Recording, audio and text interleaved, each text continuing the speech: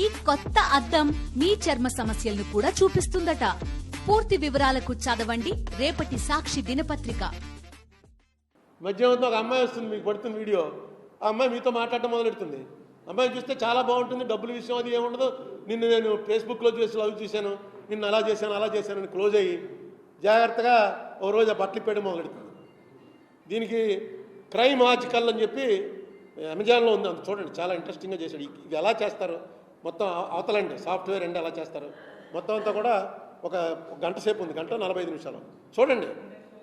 Crime article అంటే ఇప్పుడు జరుగుతున్న కరెంట్ ఈవెంట్స్ మీద ఒకటి పెడుతూ ఉంటారు వారం 10 రోజులకు ఒకసారి, వెబ్ సిరీస్.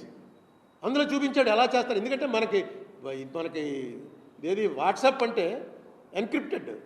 వాట్సాప్లో మనం ఆడుకుంది ఎవరు వినటానికి లేదు, వాట్సాప్లో మనం చేసింది ఎవరు వినటానికి లేదు. ఎలా చేస్తారు వాళ్ళు? వాట్సాప్లోనే వస్తారు. వాట్సాప్లో వచ్చి ఎలా చేస్తారు? ఎలా వాట్సాప్లోనే పట్టుకుంటారు, దాన్ని రికార్డ్ చేస్తారు.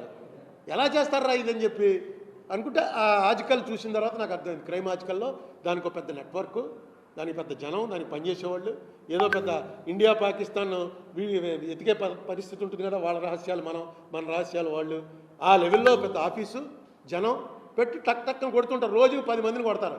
10 మందిలో ఒకడు దొరుకుతాడు. ఆ ఒకడు దొరికిన వాడిని బ్యాక్గ్రౌండ్ చూసుకుంటారు, వీడు పడిపోతాడరా అంటే అక్కడి నుంచి బ్లాక్మెయిల్ స్టార్ట్ చేస్తారు.